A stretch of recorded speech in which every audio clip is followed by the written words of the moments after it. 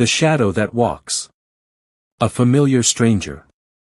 The first time Luke noticed the shadow, it was a dull, rainy evening in November. He had just finished another long day at the office and was trudging home, his thoughts consumed by the mundane stress of life, bills, deadlines, the endless grind.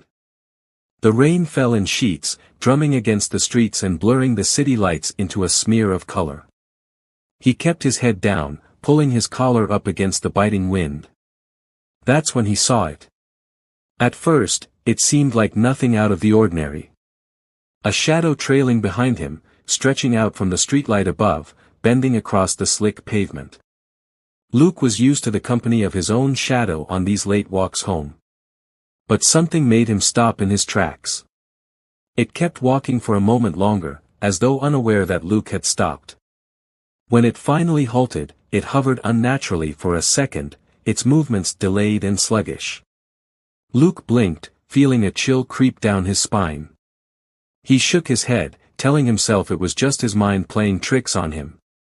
He had worked late again, his brain was fried, and he hadn't eaten since lunch. Exhaustion had to be the cause. He continued walking, not daring to glance back, his footsteps quickening as the rain poured harder. When he finally reached his apartment and closed the door behind him, he leaned against it, trying to shake off the unease that had settled over him. His clothes were soaked, his hands cold and trembling. But it wasn't just the weather that had unsettled him.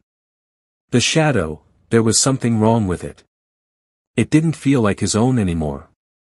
He dismissed the thought, locked the door, and turned on the lights. He was safe. He was home. Whatever weirdness had happened outside, it was just a figment of his tired imagination. Or so he thought. Over the next few days, the strange occurrence with the shadow became a distant memory, something Luke didn't care to dwell on. But it wasn't long before the shadow reappeared. It was a Wednesday evening, and Luke was walking through the park on his way to meet some friends for dinner. The sky was an inky black, the trees swaying in the cool breeze. As he passed beneath the flickering streetlights, he saw the shadow again, long, dark, and distinct. It wasn't just a regular shadow. Luke couldn't shake the feeling that it didn't belong to him. It seemed off. Slightly taller than he was, and its edges blurred unnaturally, as though it didn't quite fit into the world around it. Every time he glanced at it, the shadow seemed to move on its own, sometimes lagging behind or bending at odd angles that didn't match his movements. The unease from that rainy night returned, this time tenfold. Luke stopped walking, staring at the shadow. Again, it hesitated before coming to a stop, as if it needed a moment to catch up to his sudden halt. Heart pounding, Luke turned quickly to inspect the area around him. No one else was nearby, no one who could be casting this strange, eerie silhouette. It was just him and the shadow, but the shadow didn't feel like his. His friends noticed his strange behavior when he arrived at dinner, though he brushed it off as stress from work. But even as he sat with them, trying to engage in casual conversation, he could feel it, the presence of the shadow. It lingered in his mind, taunting him from the edges of his vision, making him feel as though something unseen was watching his every move. Days turned into weeks, and Luke couldn't escape the feeling that something wasn't right. The shadow followed him everywhere, at work, at home, in the streets. No matter where he went, it was always there, out of sync with his own movements, like a delayed reflection that didn't quite match reality. His sleep became restless, filled with strange, vivid dreams. In one dream, he saw himself standing in the middle of a vast, empty street, and there, looming behind him, was the shadow, taller now, darker, and far more menacing. It loomed over him like a predator, its form twisting and shifting as though it was alive, as though it wanted something from him. Every time he turned in the dream, the shadow would move faster, becoming more pronounced. It felt like it was hunting him, stalking his every move, waiting for the right moment to strike. He'd wake up in a cold sweat, heart racing, his bedroom filled with the inky blackness of the night. But even in the darkness, he could feel it, the shadow, watching him from somewhere in the corners of the room. His friends noticed his change. Luke became more withdrawn, distant, and paranoid. He avoided meeting them for drinks or dinner. He stopped leaving his apartment unless absolutely necessary. The shadow was consuming his thoughts. He even tried covering his windows and avoiding light, thinking that maybe, if there was no light, the shadow wouldn't appear. But it did. Even in the dark, it was there. It was late one night when Luke finally decided he couldn't live like this anymore. He had tried everything, staying indoors, ignoring the shadow, even visiting a doctor who prescribed him anxiety medication. Nothing worked. The shadow followed him everywhere, a constant, unnerving presence that felt more real with each passing day. That night, Luke stood in front of his bathroom mirror, staring at his reflection, exhausted and frail. The man in the mirror barely looked like him anymore. Dark circles under his eyes, gaunt cheeks, and an expression of pure dread. But something else caught his eye. There, standing in the doorway behind him, was the shadow. But this time, it wasn't on the floor, or following behind him. It was standing on its own. Luke froze, his heart skipping a beat.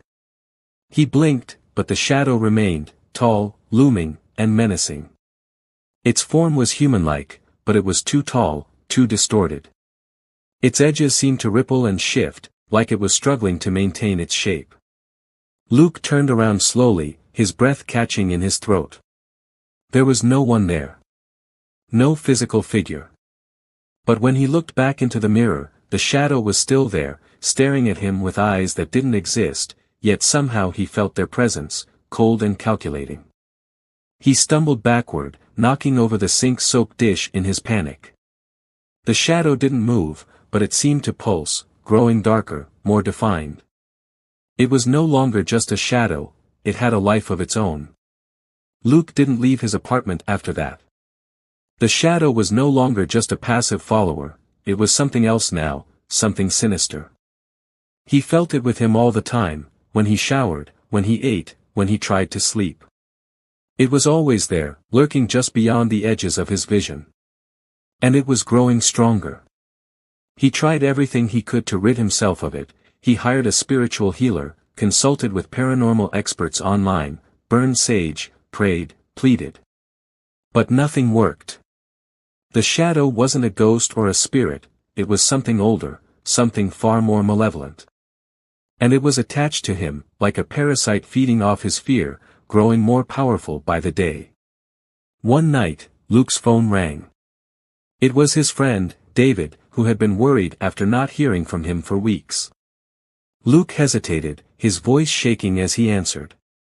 "You okay, man? You haven't been responding to texts," David said, concern in his voice. Luke's hand trembled as he gripped the phone. "David, something's wrong. It's following me. This shadow." There was a long pause on the other end of the line before David spoke again, this time his voice serious. "Luke, what are you talking about?" Luke tried to explain, but it sounded insane even to him. A shadow that didn't belong to him, one that moved on its own, that seemed to have its own will, its own presence. But as he spoke, he could feel the shadow drawing closer, like it was listening in on the conversation, feeding off his fear. "Luke, you need help. I'll come over. We'll figure this out," David said firmly, but Luke wasn't sure there was anything that could be done. David arrived the next day, his concern deepening when he saw the state Luke was in. The apartment was a mess, the windows covered with blankets, the lights dimmed. Luke himself looked gaunt, hollow, like a man who hadn't slept in weeks. "Jesus, Luke, what happened to you?" David asked, stepping inside. "You look like hell." Luke glanced around nervously, feeling the shadow nearby, even though it wasn't visible in the dim light. "It's here. I don't know how to stop it." David frowned, clearly skeptical but also worried about his friend's mental state. "What's here?" "There's nothing here, man. It's just in your head." But Luke knew better. He could feel the shadow lurking, watching, waiting. He could sense its hunger, its desire to consume him completely. David stayed for hours, trying to convince Luke to leave the apartment, to get some fresh air, maybe even see a therapist. But Luke refused to leave. He was too afraid that the shadow would follow him, that it would grow even stronger if he stepped outside. And then, as night fell, the shadow appeared. It crept along the walls, stretching and distorting as it approached. David's eyes widened in horror as he finally saw it, dark, shifting, and undeniably real. The shadow wasn't just a figment of Luke's imagination. It was something else, something far more terrifying than either of them could have imagined. "What the hell is that?" David whispered, backing away. Luke didn't have an answer. He could only watch as the shadow closed in on him, its form growing darker, more solid. It reached out toward him, its long, inky tendrils stretching across the room. In a final act of desperation, Luke grabbed a nearby lamp and smashed it into the shadow. The light flickered and died, plunging the room into darkness. David stood frozen, staring at the spot where Luke had been moments before. His heart raced, his pulse pounding in his ears. The shadow had vanished, but so had Luke. The apartment felt colder, as if the very air had been drained of life. David was paralyzed by the thought that something beyond human comprehension had just occurred before his eyes. A thick silence settled over the room. David stood there, trying to rationalize what had just happened, but his mind couldn't make sense of it. Shadows don't move like that. They don't consume people. It wasn't possible. But it had happened. Suddenly, a faint, almost imperceptible sound broke the stillness. A whisper, so soft it could have been mistaken for a breeze slipping through a crack in the window. But it wasn't the wind. It was a voice, low, sinister, and crawling with malice. "If you want to see him again, come." David's skin prickled. The voice didn't belong to anyone in the room, and yet it seemed to come from everywhere at once. He glanced around, searching for the source, but the apartment was empty. His throat went dry. "Where?" David whispered, his voice trembling. The whisper returned, this time clearer, more commanding. "You know where." A sickening realization swept over him. He did know where. There was an old, abandoned building on the outskirts of town, a place that had been condemned for years.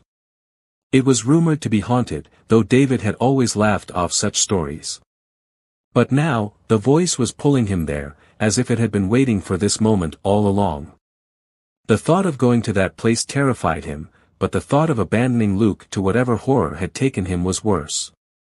He couldn't leave his friend behind. Not like this. David found himself driving through the rain-soaked streets, the glow of the city fading in his rearview mirror. His hands gripped the steering wheel tightly, knuckles white, as the oppressive weight of dread settled over him. Every rational part of his mind screamed for him to turn back, to call the police or anyone who could help. But something stronger, something darker, was pulling him forward.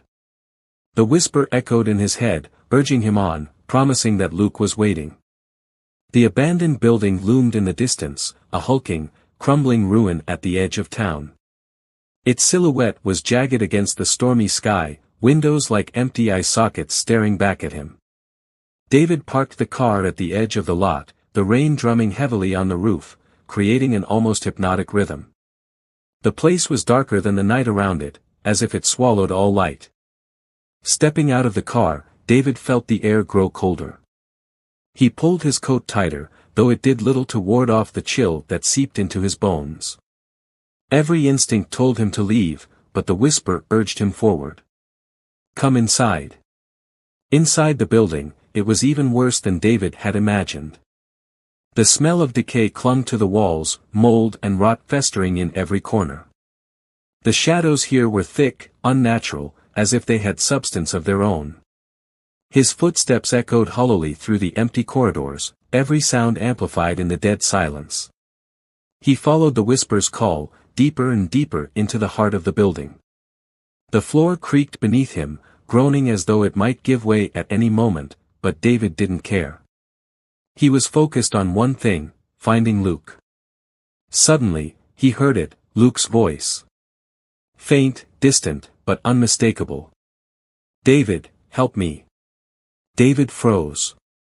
The voice was coming from deeper within, beyond a rusted iron door at the end of the hallway. His pulse quickened. Luke was alive. He was close.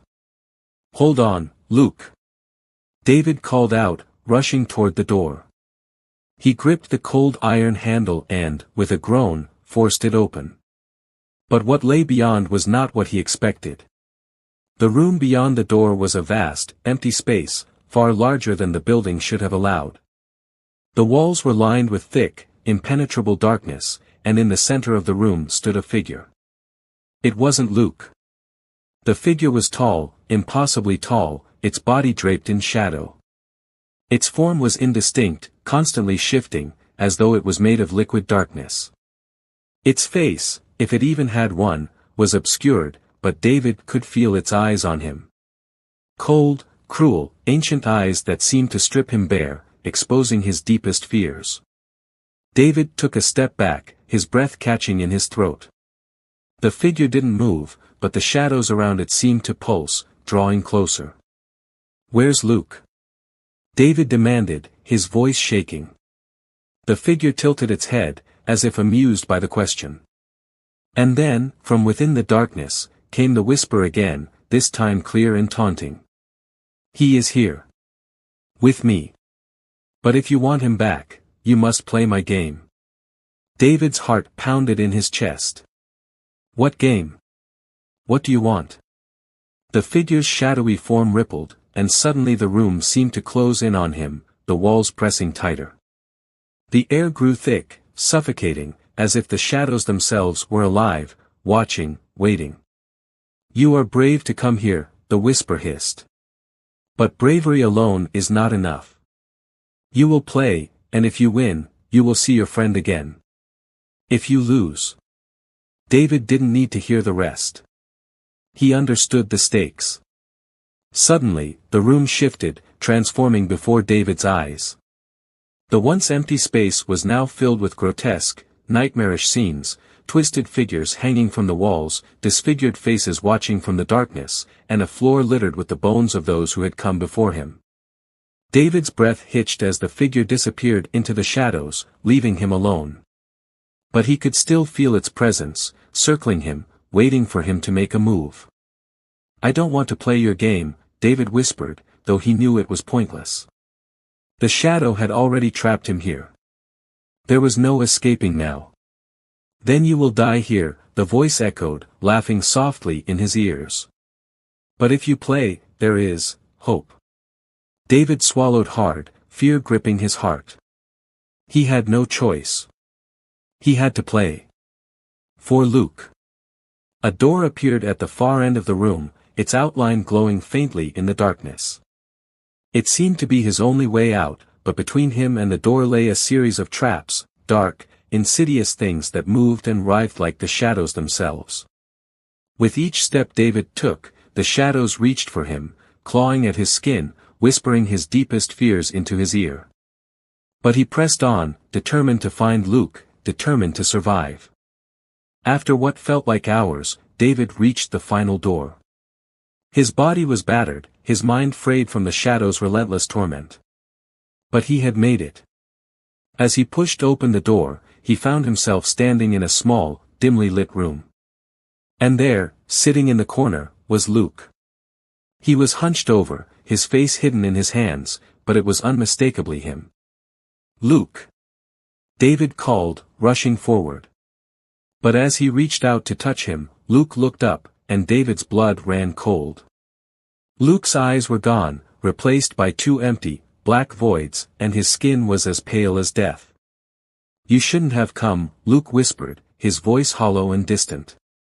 Before David could react, the shadow appeared behind Luke, its form towering over both of them. "You've done well, David," the whisper taunted. "But the game is not over. It never ends."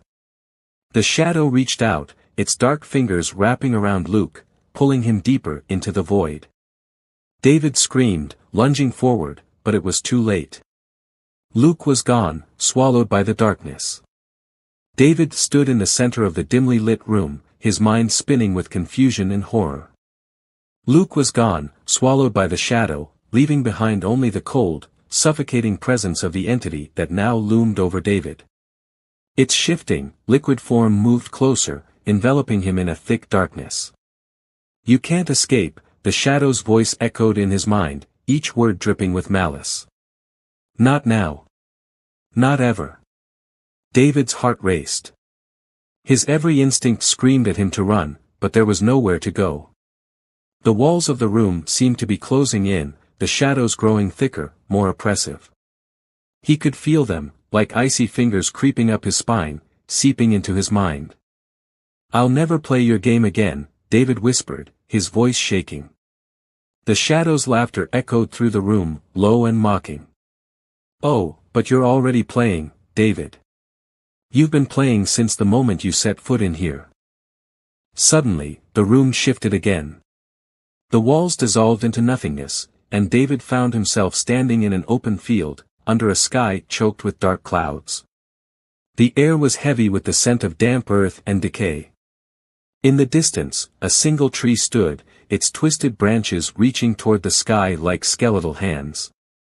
Beneath the tree, a figure sat, hunched over and still. David's stomach churned. He recognized the figure immediately, Luke. But something was wrong. Luke's body was motionless, too still, as if he had been there for an eternity.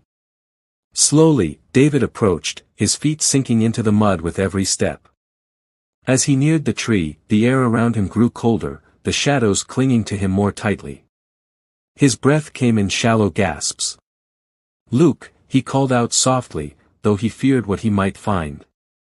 Luke didn't respond. His head remained bowed, his hands resting limply in his lap. David reached out, hesitating for a moment before gently placing a hand on his friend's shoulder. Luke's head snapped up, and David recoiled in horror. Luke's eyes were hollow, black pits, void of any life or recognition. His skin was pale and waxy, as if it had been drained of blood, and his mouth twisted into a grotesque smile. "You shouldn't have come," Luke rasped, his voice barely a whisper. "It's too late now." David stumbled back, his mind reeling. "What happened to you? What is this place?" But before Luke could answer, the shadow reappeared, rising from the ground like a wave of darkness.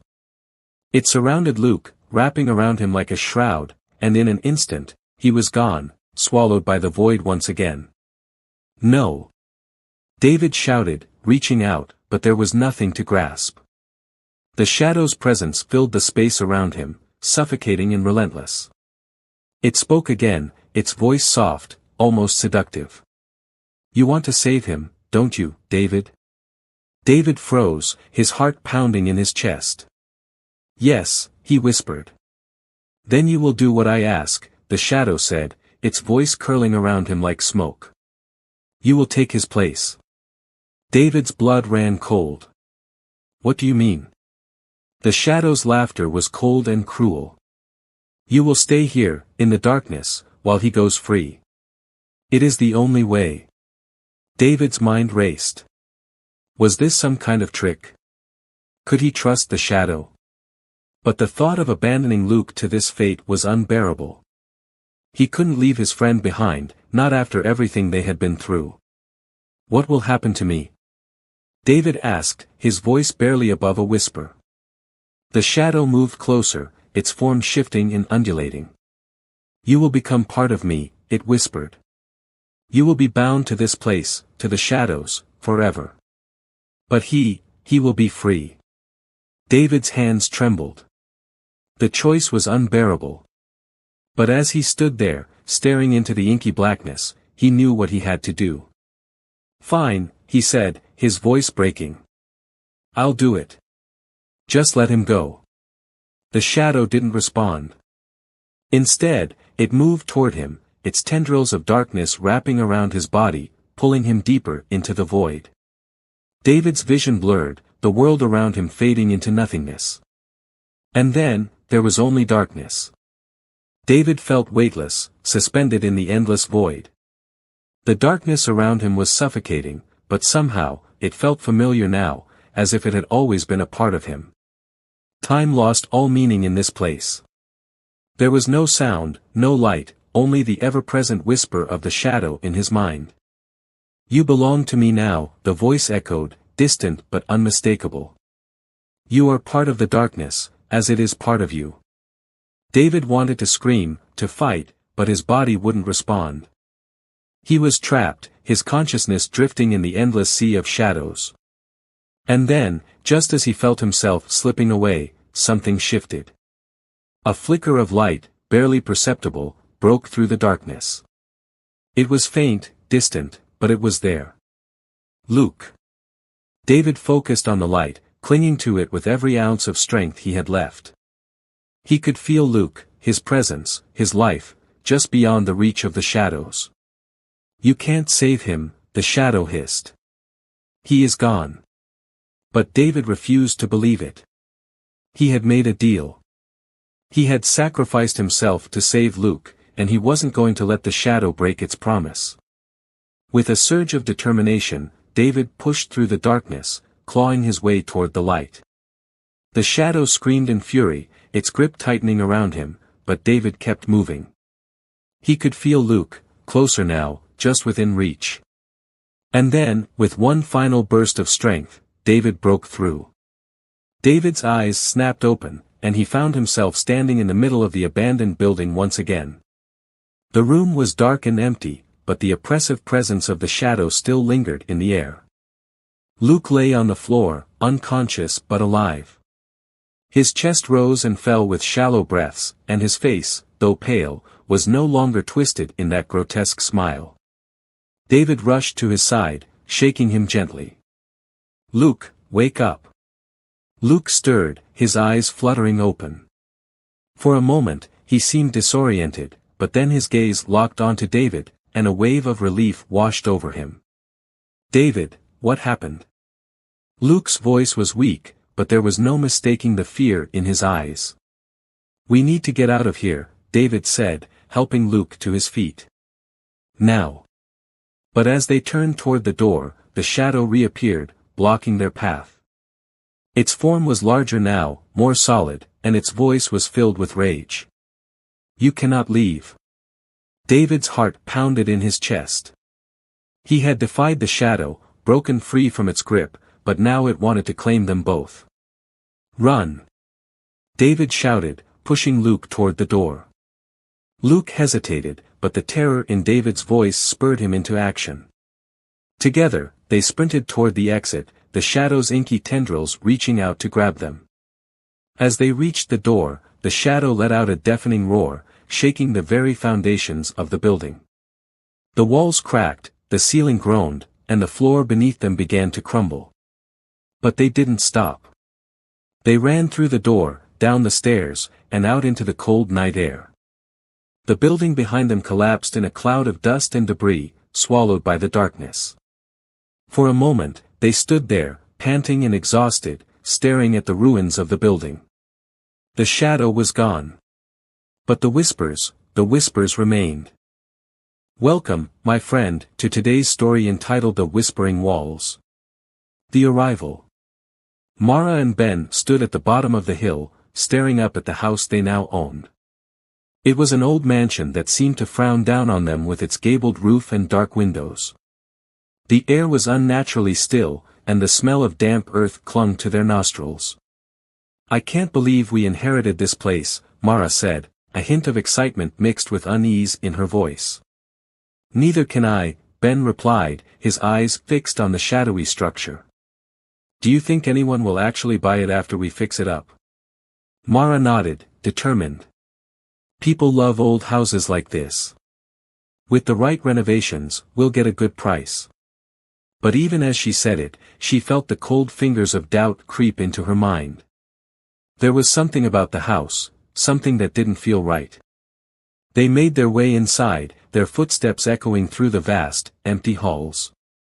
The air inside was stagnant, and the floor creaked with every step. Dust motes hung in the light streaming through the cracked windows, and the faint smell of decay lingered.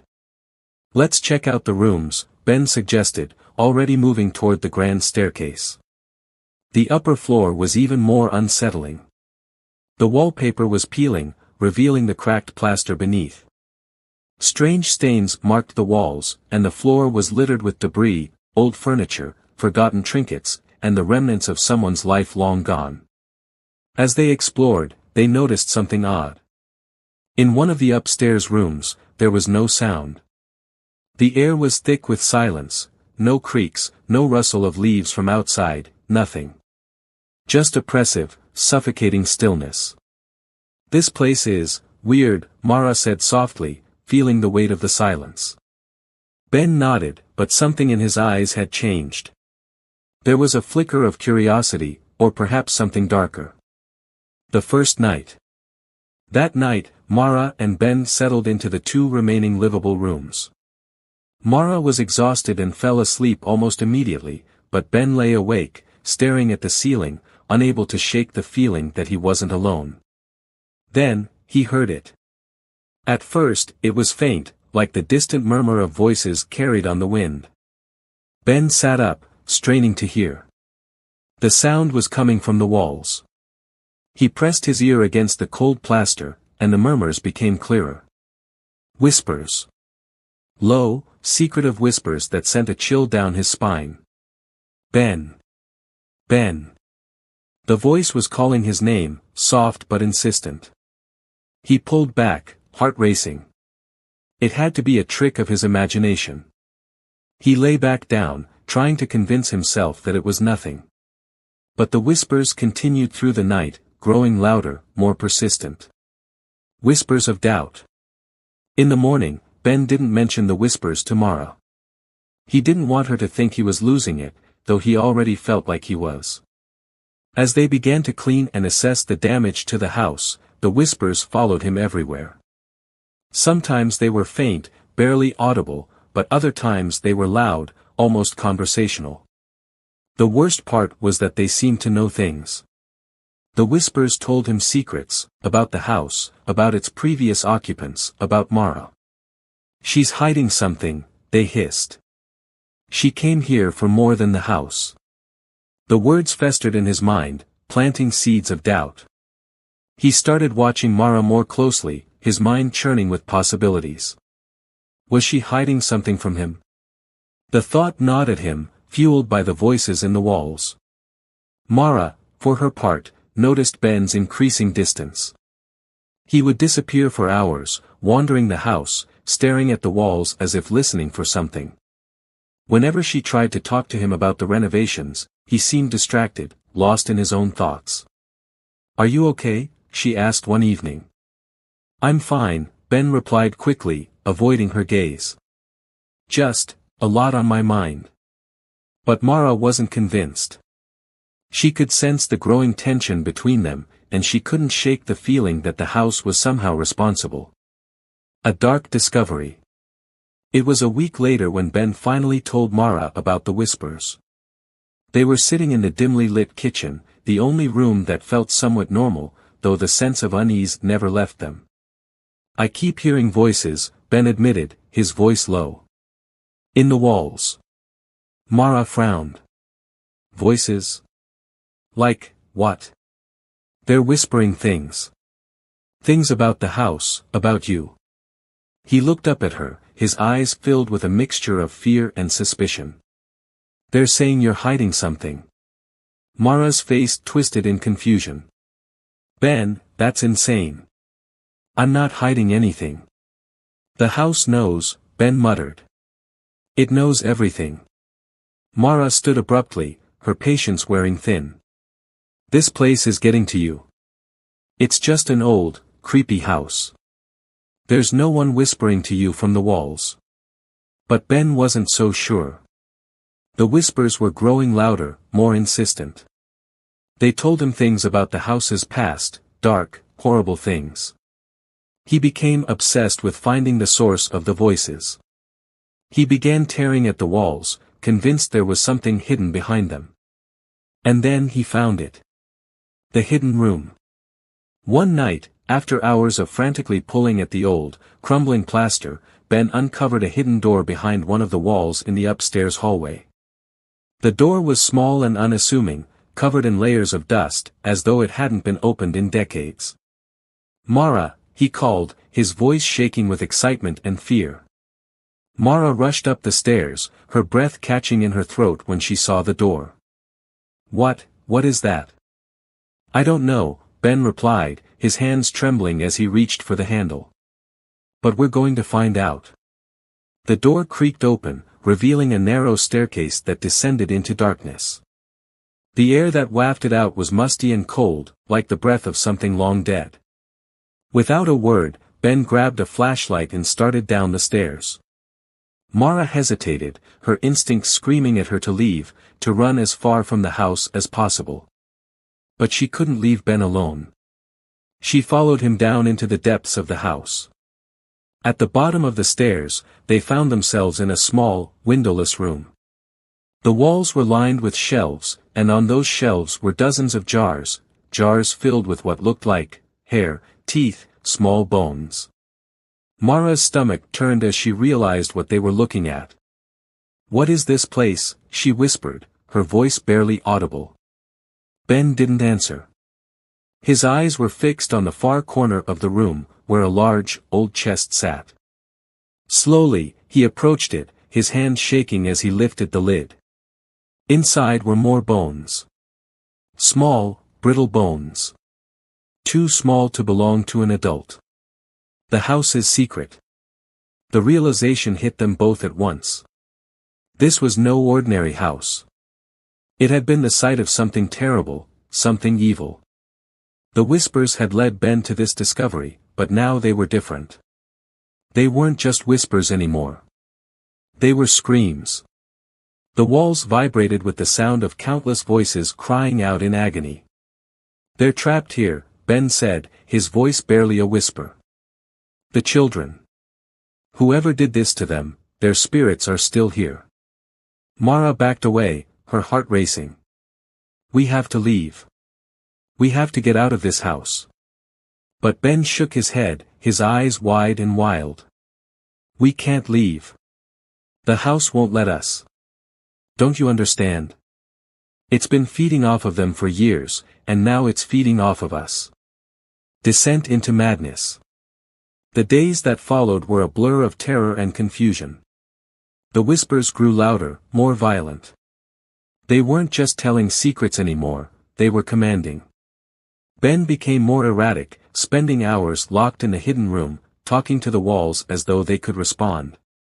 His paranoia reached a breaking point, and Mara found herself fearing not only the house but her own brother.